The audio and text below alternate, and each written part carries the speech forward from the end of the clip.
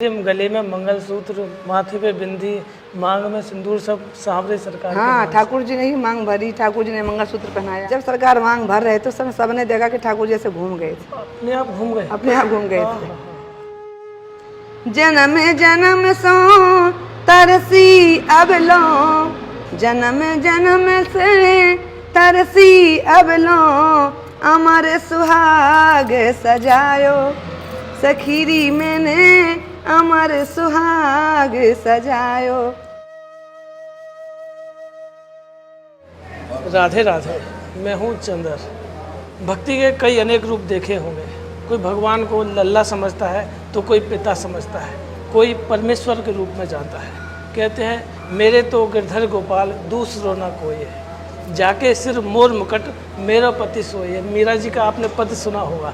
उसी रूप में ब्रज में एक ऐसी भक्त हुई जिन्होंने भगवान श्री कृष्ण को अपने पति के रूप में माना है। तो चलिए मिलते हैं और जानते हैं कि उनके मन में ये भाव कैसे जागृत हुआ और कैसी ऐसी लगन लगी जो प्रभु से शादी कर ले। भैया राधे राधे। राधे राधे। सबसे पहले हम आपका नाम जानना चाहते हैं। संतों का दिया हुआ छोटा सा नाम राधिका। राधिका। भैया आप कहाँ से आए हैं? अब शरीर तो बुंदेलखंड का है और ठाकुर जी बुंदेलखंड से विवाह करके चित्रकूट में विवाह संपन्न हुआ, चित्रकूट सत्य अनुसुईया धाम में। तो वहाँ से ठाकुर जी गौना करा के 2002 में विवाह हुआ और 2003 में गौना करा के ठाकुर जी सीधा इसी गांव में लेके आए। इस गांव को हम पहले से नहीं जानते थे, सीधा इसी गांव में लेके आए। तब से इधर ही आज 19 वर्ष हो गया। 19 वर्ष हो गए इस गांव में। ये भगवान श्री कृष्ण से प्रेम कैसे हुआ? क्या जागृत हुई मन में भावना कि भगवान से ऐसी लगन लग गई आपकी? अब देखो प्रेम की जो बात है ना, प्रेम के लिए कुछ अलग से प्रेम नहीं विधान जोड़ना पड़ता, वो बस हो जाता है। फिर भी कोई लीला तो हुई होगी कि भगवान से भक्ति में आने से पहले कुछ ना कुछ ऐसा होता है। हमारे घर में सभी पूजा पाठ करते, घर में मंदिर था तो स्वाभाविक है जब सभी लोग घर में सदस्य जितने भी हैं वो सब पूजा पाठ करेंगे तो संतान में अपने आप असर आ जाता है। हमारा बचपन से स्वभाव था कि हम अपने माता पिता को देख के, दादी को देख करके और अपने घर में जो बड़े भाई बहन थे उनको देख करके हम भी पूजा करने लगे। अब मैया हमें तो नहीं याद है पर मैया बताती है कि तुम 2 वर्ष की थी, स्नान करा के ऐसे वस्त्र भी नहीं पहनती थी जब तक 2 वर्ष की स्नान कराया ऐसे चल दिया। तो मैया ही बताती थी कि तुम ऐसे वही स्नान वाला जल लोटा में भर के, मग्घा में भर के और शंकर जी डालती थी। तो शंकर जी की उपासना हम पहले से करते रहे। शिव उपासना करते करते माँ भगवती की भी उपासना की। उपासना करते करते कब हमारा रुझान इधर आया हम ही खुद नहीं समझ पाए, पर जब हमने चित्रपट में जैसे आने हुए थोड़े से समझने लगे कि ये भाई रामायण पढ़ने लगे और ये राधा है, ये कृष्ण है, ये सब जैसे चित्रपट में सरकार को निहारा तो मेरे मन में एक ही भाव आया कि परम ब्रह्म तो यह ही, पर यही मेरे पति है। ऐसी ही भावना आई। तो हमारी जो बहनें थी वो मजाक समझती, हंसती थी। ये देखो इसको, ये भगवान को अपना पति कहती है। ये भगवान, हमारी सहेलियां कहती थी, सखी स्कूल में जो पढ़ती थी, एक लॉकेट डाल के रखते थे ना, वैजंती माला पहनते थे। अब तो ठाकुर जी अभी भी हैं, अब तो इस रूप में भी हैं। अच्छा, मंगलसूत्र के रूप में है। हाँ, इसमें है ना ठाकुर जी है। जी जी जी बिल्कुल। तो पहले वैजंती माला में एक लॉकेट रहता था कन्हैया जी का, उसमें उनकी छवि रहती थी, उसे हम पहनते थे वैजंती माला में। तो हमारी सहेलियाँ कहती थी, सखियाँ स्कूल में जो पढ़ती थी संग में, उन्होंने कहा कि ये गले में भगवान को क्यों लटकाए रहती है? हमने कहा यही हमारे पति है। तो वे समझती थी और वे कहती थी ये कलयुग है, ये द्वापर नहीं है जो तुम्हें कन्हैया ब्याहने चले आएंगे। हमने कहा कि अगर हमने उनको हृदय से माना है तो मत ब्याहने आए, हम तो उनसे प्रेम करते हैं और सबसे ऊँची प्रेम सगाई की कोई आवश्यकता भी नहीं, हम उनसे विवाह करे तभी होगा। हमने मान लिया, बस मानने से सब होता है। और नहीं किसी का किसी से विवाह हो जाए वो उससे न माने तो क्या संबंध चलेगा? नहीं चलता। हम भले ही विवाह ना हो, हमने मान लिया कि वे हमारे यहाँ तो हैं, फिर तो विवाह भी हुआ। अब हमने माना तो सरकार स्वीकार भी कर लिए वैदिक विधि से। जैसे गोद भराई होती है, पहले तो लगन पत्रिका मिलाई गई, उसी नाम से जो नाम हमारे माता पिता ने रखा था, ये नाम तो संतों ने दिया। जन्म पत्रिका मिलाई गई, उसके बाद में लड़की देखने के लिए महाराज जी हमारे जो उन्होंने विवाह कराया। अच्छा। चित्रकूट वाले महाराज जी सत्य अनुसुईया जी के हैं, श्री श्री 108 श्री राघव दास जी महाराज। अभी हैं, उनका शरीर अभी 90 वर्ष के हैं। तो उन्होंने ही ये विवाह संपन्न कराया, इनको ठाकुर जी को अपना बेटा बनाया। हमको बहू मानते हैं। अभी आए थे यहाँ सावन में आए थे, और सावन भादो कुंवर नहीं, फिर वो गए इधर से, कार्तिक के बाद गए, अगहन में गए, तो वो बहू ही मानते हैं उसी भाव में। और चित्रकूट के जो महात्मा हैं, संत, सब विवाह में सम्मिलित हुए थे विवाह में। आधे चित्रकूट के महात्मा कन्या पक्ष से थे और आधे चित्रकूट के महात्मा वर पक्ष से थे। तो वर पक्ष में रामभद्राचार्य जी महाराज भी थे, ये इनके मित्र बने, और उन्होंने अभिनंदन पत्र भी लिखा हमारे विवाह में, और उन्होंने भी लिख करके भेजा, कृष्ण की आराधिका सो राधिका नाम रखा जाए। हमारे महाराज जी ने भी यही नाम निश्चय किया हुआ, तो यही नाम रखा गया। सब संतों ने सर्व समर्थन यही किया कि यही नाम रखा जाए, तो ये नाम संतों का दिया हुआ। पर जन्म पत्रिका जो मिलाई गई थी वो माता पिता ने जो नाम रखा था, जो रियल जो आपका नाम था उसी हाँ, से उससे जो, हाँ, उससे मिलाई गई थी। तो सरकार का क्या नाम था उस समय जब आपकी जन्म पत्री मिलाई थी? जन्म पत्र की मिलाई गई थी सीमा और गोपाल के नाम से। हमारे घर का नाम जो था वो सीमा था, और विद्यालय का नाम प्रेमलता।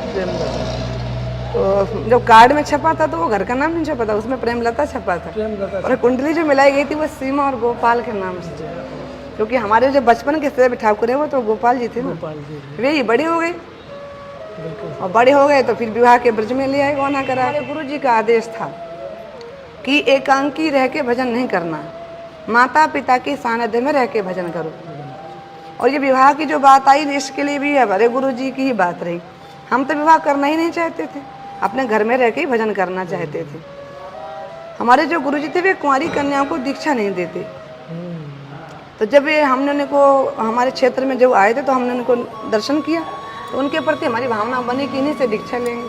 तो वे हमारे घर पे भी आए, तो उन्होंने कहा कि कुंवारी कन्याओं को दीक्षा नहीं देती। तो माता पिता को एक बहाना और मिल गया ना कि गुरु जी को यही बनाना चाहती, इन्हें गुरु बनाना चाहती हो, तब तो तुम्हें विवाह करना ही होगा, क्योंकि वे दीक्षा नहीं देंगे। तब हमने अपने माता पिता से कहा कि अगर आप ऐसी बात है तो हम विवाह तो अवश्य कर लेंगे, पर किसी संसार के पुरुष से नहीं, उसी से जिससे हम प्रेम करते हैं। तो हम तो प्रेम, जब संसार के जगत पति हैं तो वे क्या मेरे पति नहीं? वो जीव मात्र के पति है, केवल मेरे नहीं, वे जीव मात्र के हैं, सबके पति हैं, तो वे मेरे क्यों नहीं हो सकते? तो उसी भावना में फिर माता पिता तो बड़ा परेशान रहे कि लड़की क्या बोल रही है, समाज क्या बोलेगा, लोग यही समझेंगे ये सब पैसा वैसा कमाने के लिए सब आडंबर कर रहे हैं, कोई कुछ जिसके मुंह में आएगा वही बोलेगा। तो हमारे माता पिता चित्रकूट जाया करते थे, तो वहाँ महाराज जी हमारे क्षेत्र के ही उनकी जन्मभूमि है। तो वो महाराज जी ने पूछा, भाई घर में सब बाल बच्चे ठीक हैं?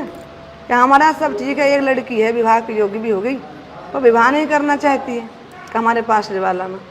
तो महाराज जी, पिताजी हमको परिक्रमा लगवाने के बहाने ले गए। महाराज जी ने हमारे हाथ की रेखाएं देखी, पैर की रेखाएं देखी, मस्तक रेखा देखी, और फिर हमारे जो महाराज जी थे, बड़े महाराज जी के जो गुरु जी, उनका शरीर पूरा हो गया था हमारे जन्म के 3 वर्ष बाद। हमारा 82 में जन्म हुआ और उनका 79 में शरीर पूरा हो गया था। तो वो अपने छोटे महाराज को बता गए थे कि ऐसे ऐसे यहाँ एक कन्या आएगी और तुमको ये भगवान का पिता बनना है और तुमको ये सब कार्य संपन्न कराना है। महाराज जी जिद करने लगे, मैं आपके संग जाऊँगा महाराज, मैं आपके संग जाऊँगा, मुझे संसार में नहीं रहना। रो रो के शरीर का पूरा हो रहा था। तब महाराज ने ये बात छोटे महाराज को बताई कि तुमको एक ऐसा कार्य करना है जो अभी तक किसी ने नहीं किया, और तुमको एक ऐसा पद प्राप्त होगा जो अभी तक किसी को नहीं हुआ। जो पद नंद बाबा को प्राप्त हुआ पिता का, वह तुम्हें प्राप्त होगा। और इस प्रकार से पूरी बात महाराज को संकेत में बता गए। और वहाँ महाराज, बड़े महाराज के जो शिष्य बैठे थे आसपास, उन सब ने भी सुना।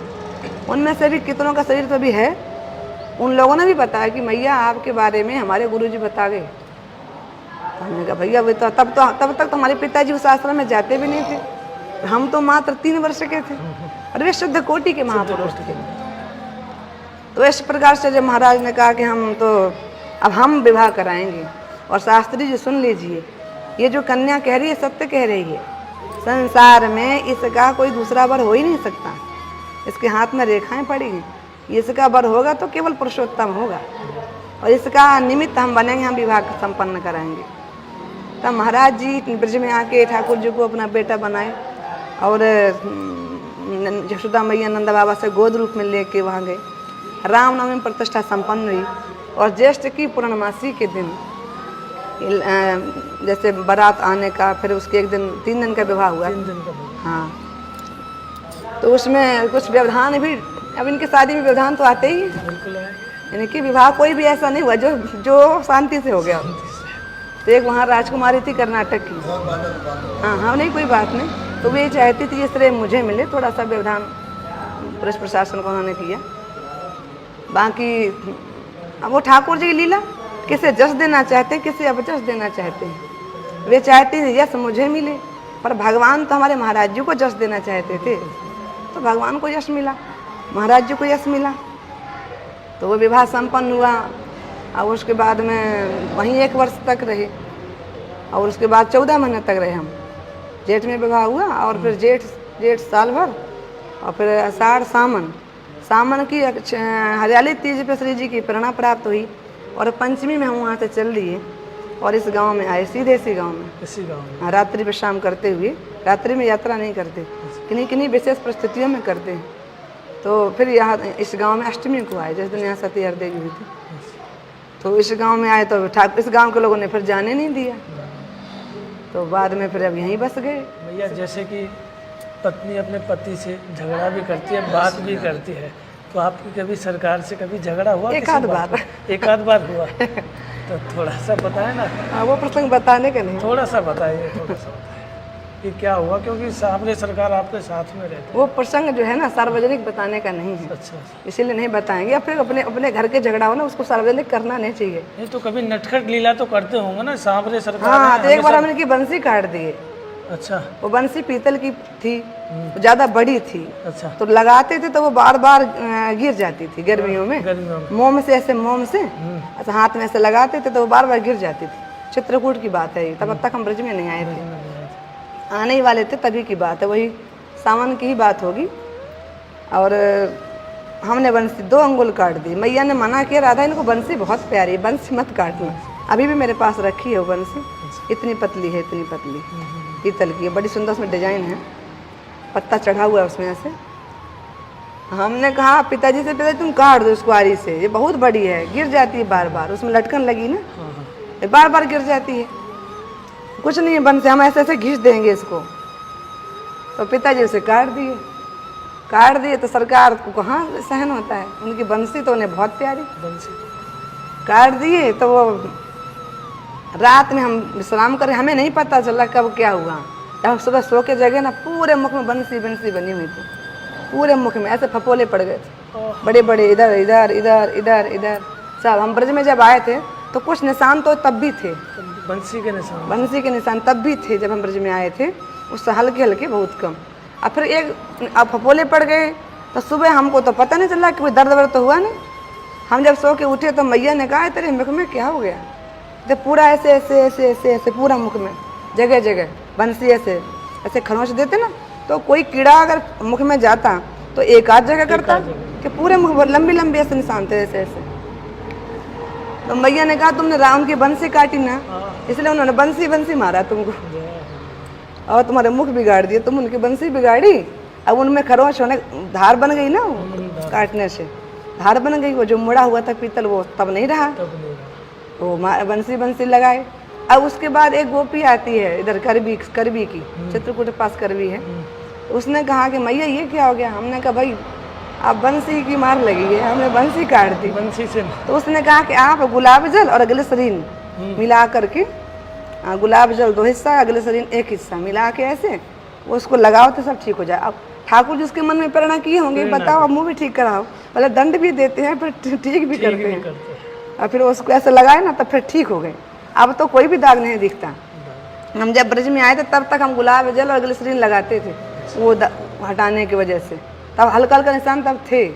गले में मंगलसूत्र, माथे पे बिंदी, मांग में सिंदूर, सब सांवरे सरकार। हाँ, ठाकुर जी ने ही मांग भरी, ठाकुर जी ने मंगलसूत्र पहनाया, ठाकुर जी ने अपने हाथों से मांग में सिंदूर भरी, ठाकुर जी के महाराज ने हाँ अंगूठे में ऐसे लगा दिया था। और उसके बाद हाँ, वो कहा था कि ऐसे भी तुम इसको धारण करो ठाकुर जी के चरण। जब सरकार मांग भर रहे थे तो सबने देखा कि ठाकुर जी ऐसे घूम गए थे, अपने आप घूम गए थे। तो ये जैसे करवा चौथ का व्रत होता है तो आप सांवरे सरकार को देखकर व्रत खोलते हैं? हाँ, नहीं उसमें क्या है, हम महात्माओं के आश्रम में थे, पहली बार करवा चौथ पड़ा चित्रकूट में। अब जब चित्रकूट में करवा चौथ पड़ा, हमको लगा कि हम यहाँ व्रत करें तो महात्मा सोचेंगे कितनी पागल है, चंद्रमा भला इनकी आयु क्या बढ़ाएगा? क्या चंद्रमा तो इनके नेत्र हैं, नेत्र। चंद्रमा चंदा सूरज तो इनके नेत्र हैं। तो कैसी पगली लड़की है। महात्माओं के बीच विरक्त महात्माओं का आश्रम, त्यागियों का आश्रम, बिल्कुल। रामानंदी संप्रदाय के हैं ना महाराज जी, तो बड़े विरक्त रहते हैं, कभी भी बहुत गंभीर रहते हैं हमेशा। हाँ, और उनका नाम निष्ठा है, नाम में रहते, धूना जलता है, त्यागियों के स्थान। हमको लगा कि यहाँ हम करवा चौथ करें तो महाराज क्या सोचेंगे कि कैसी लड़की पागल है, भगवान तो अजर अमर है, इसका सुहाग अजर अमर है, अब फिर भी ये करवा चौथ करती है। तो हमने फिर नहीं किया। हाँ, कि हमारे पति तो अजर अमर है, तो हमने, मेरा सुहाग किसी के आशीर्वाद का तो मोहताज नहीं ना। बिल्कुल। मेरा सुहाग किसी के आशीर्वाद का तो मोहताज नहीं है, वो तो अजम सबके तो यही, कालों के काल भी यही है। वही है, बिल्कुल सही बात है। अब हम ब्रज में आ गए, दूसरे साल करवा चौथ ब्रज में पड़ा। फिर गोपियाँ बोली मैया आप करवा चौथ नहीं करती। तो हमने कहा सरकार अब इनको क्या उत्तर दें। क्या होता है? सरकार ने हृदय में प्रेरणा करी, तो हम एक वाणी से अब हृदय में वही तो रहते हैं ना, वही तक पद के रूप में तो वही निकलते हैं ना। बिल्कुल बिल्कुल। हरि और अजर नचावही बानी, वाणी से अगर कोई पद निकलता है तो वो भगवान की इच्छा से निकलता है। तब एक पद हमने उन गोपियों को सुनाया, ब्रज की गोपियों को। सखीरी मैंने अजर अमर बर पायो, सखीरी मैंने अजर अमर बर पायो। कोई मनावो चंदा सूरज, मैं नंद लाल रिझायो, सखीरी मैंने अजर अमर बर पायो। तुम सबके पति काल ब्याल बस, तुम सबके पति काल ब्याल बस, इनमें काल समायो, सखीरी मैंने अजर अमर बर पायो, सखीरी मैंने अजर अमर बर पायो। जन्म जन्म सो तरसी अब लो, जन्म जन्म से तरसी अब लो, अमर सुहाग सजायो, सखीरी मैंने अमर सुहाग सजायो। आप सांवरे सरकार की पत्नी बनी है, लेकिन सांवरे राधा रानी से प्रेम करते हैं। हाँ, तो कभी ऐसे जलन होती है कि हमको ठाकुर तो जी कभी नहीं श्री जी होती। से इतना प्रेम हम तो करते चाहते हैं कि श्री जी हमारे हृदय में आके रहें। अच्छा। हमने भी कहा ना, एक पद इस तरह का लिखा है, जब तुम हो साथ मेरे फिर मुझको क्या कमी है, जब तुम हो साथ मेरे फिर मुझको क्या कमी है, बस चाहती हूँ उनको, बस चाहती हूँ उनको, तेरे उर में जो बसी हैं, जब तुम हो साथ मेरे फिर मुझको क्या कमी। ऐसे पद पूरा है। श्री जी रहेंगी ना, हाँ। तो फिर ये तो अपने आप ही रहेंगे, जहाँ श्री जी रहेंगे वहाँ ये रहेंगी ही रहेंगी। तो फिर जाने आने का झंझट खत्म ना, सरकार कहाँ जाएंगे फिर, जब श्री जी यहाँ रहेंगी, जब श्री जी। और फिर देखो श्री जी कितनी दयालु हैं, कितनी कृपालु हैं, उन्होंने अपना नाम दिया। ये हमारा माता पिता का रखा नाम तो था नहीं, बिल्कुल श्री जी ने। और संतों ने यही नाम क्यों रखा, ये तो कोई और भी नाम रख सकते थे। बिल्कुल सही। तो यही नाम रखा, तो ये श्री जी की कृपा है। उन्होंने अपना नाम दिया, अपना श्याम दिया, जय हो। अपना धाम दिया। ये तो बरसाना क्षेत्र है ना, बिल्कुल ये ब्रजभावन क्षेत्र है पूरा। बिल्कुल। यमुना से इस पार की भूमि हमने गर्ग संहिता में पढ़ा है, पूरा ब्रजभावन क्षेत्र है। जैसे आपने ठाकुर जी से कहा ना, आप तो श्री जी से दूर रहते हैं, श्री जी निकट रहती हैं। अच्छा, वो एक बार छोटी सी। हाँ, सरकार से एकांत में हमने कहा क्या कि हमको ब्रज में लाने वाली श्री जी ने प्रेरणा की थी ना हमको। हमने कहा श्री जी ही हमको लाने वाली है ब्रज में। तो हमने कहा, और देखो उधर जहाँ आश्रम में पहले रहते तो वहाँ से बरसाना 9 किलोमीटर और गोवर्धन 11 किलोमीटर। हमने कहा देखो बरसाना यहाँ से 9 किलोमीटर और गोवर्धन 11 किलोमीटर, तो श्री जी का धाम समीप में है, आपका धाम 1 किलोमीटर दूर है। तो कृपा इधर ज़्यादा है, कृपा का झुकाव जो है इधर है, इधर ज़्यादा कृपा है। तो सरकार ने कहा ठीक है, समय आने पे बताएंगे तुमको हम। कृपा अगर तुम किलोमीटर से ही आंक रही हो, किलोमीटर से अगर तुम कृपा को आंक रही हो, तो अब हम तुमको ये भी दिखाएंगे कि तुम कृपा किसकी ज़्यादा किसकी कम। सरकार ने ऐसी जगह आश्रम बनाया है ये कि जहाँ से बरसाना भी 10 किलोमीटर और गोवर्धन भी 10 किलोमीटर। और एक दिन संध्या समय में उन बातों को भूल गई हम, और बाद में एक दिन ऐसे संध्या समय बैठे और हमारा तब तक बाउंड्री नहीं हुई थी, हमारा ध्यान उस किलोमीटर के मील के पत्थर पे गया और हमने देखा गोवर्धन 10 किलोमीटर, बरसाना 10 किलोमीटर इसमें लिखा है। अरे हमने याद आ गई वो बात, सरकार याद दिलाए। बिल्कुल वही कह रहे देखो जरा, कह रही थी ना कृपा आंक रही थी किलोमीटरों से, तो देखो जरा किलोमीटर क्या लिखा है, बरसाना 10 और गोवर्धन भी 10, कृपा बराबर है, कम ज़्यादा नहीं है। तो कभी कभी ऐसे कहते हैं ना श्री जी कृपा ज़्यादा, थोड़ा डरते डरते कहते हैं हम, कहीं नाराज नहीं हो जाए। नाराज हो जाएंगे तो फिर वही और अब हमको ये बात है कि नाराज हो भी जाए तो क्या है, श्री जी प्रसन्न रहने चाहिए। श्री जी प्रसन्न रहेंगी ना तो ये अपने आप प्रसन्न रहेंगे। अब तो ये यहीं रहती हैं, सखियाँ भी रहती। अब पक्ष बढ़ गया ना हमारा, दल बढ़ गया, साथ में है ना, दल बढ़ गया ना, दल बढ़ गया। अब दल बढ़ गया। सरकार नीचे सोते हैं या फिर कहाँ? सरकार तो नीचे ही सोते हैं, नीचे सोते हैं। और आपका विश्राम कहाँ होता है? हम उनके चरणों में, चरणों में, उनके चरणों में सोते हैं। चरण कौन दबाएगा? जय हो। देखिए भैया, चरण ठाकुर जी सरकार के चरण दबाती हैं और वहीं चरण दबाते दबाते सो जाते हैं। कितने सुंदर भाव आपने जाने। सच में धन्य है हम जो हमें भी आपके दर्शन हुए, हमारे सभी भक्तों को आपके सच में भाव जानने मिले। और धन्य है आप माँ जो आपने ऐसी बेटी तो को इसलिए श्री जी की बड़ी कृपा है, नाम दिया, धाम दिया, धाम श्याम दिया, धाम दिया, धाम दिया और अपना ही काम दिया। जय हो। चारों चीजें कोई दे सकता है क्या? श्री जी दयालु है, श्री जी दे सकते हाँ, हैं। कोई और नहीं दे सकता, श्री जी जितनी करुणा किसी में कोई नहीं में है ही नहीं। जो अपने सरकार को दे दे, इससे अब बड़ी नाम दिया, श्याम दिया, धाम दिया और अपना ही काम दिया, चारों चीजें।